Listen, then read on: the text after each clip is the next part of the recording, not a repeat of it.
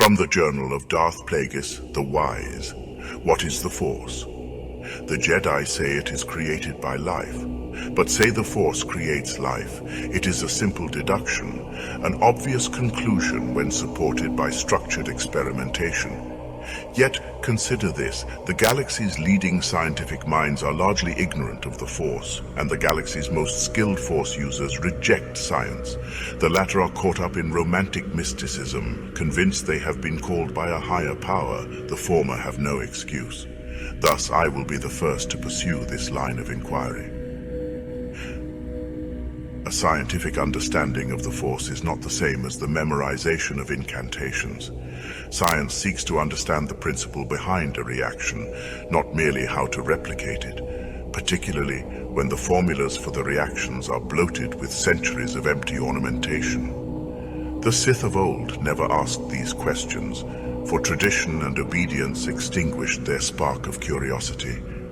And these questions are much more than idle speculation.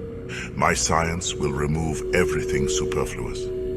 In this way, the true nature of the fundamental elements that the Jedi and the Sith wield so casually will be revealed. My ultimate goal is the secret of life. That life that gives us consciousness, for without consciousness, each of us is nothing. Through science, I will create new life and sustain my own. There is no reason why Darth Plagueis could not live forever. The secrets of immortality are not meant for common beings. If all knew these truths, it would destabilize the structure of civilization.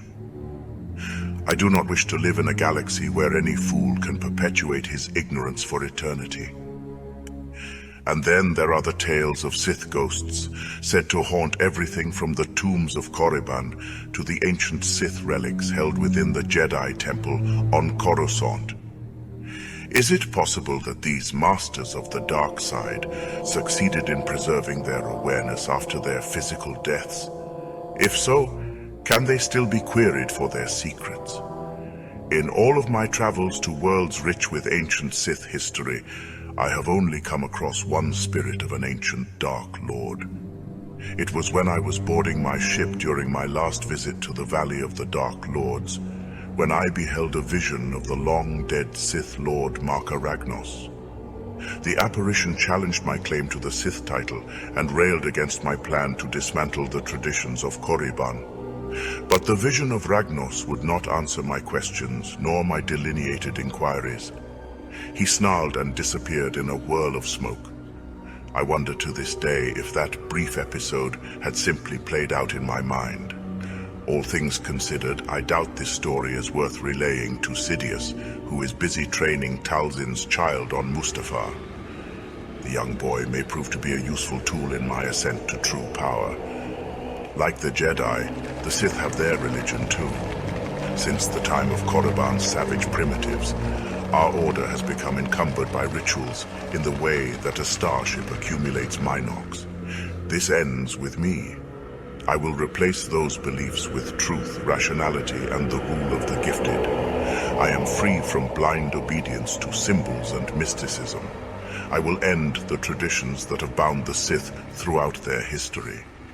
I am the first Sith since the millennia-long reign of Darth Vitiate to have unlocked the secrets of life, and by doing so, I will enable long-term plans to ensure Sith dominance for centuries.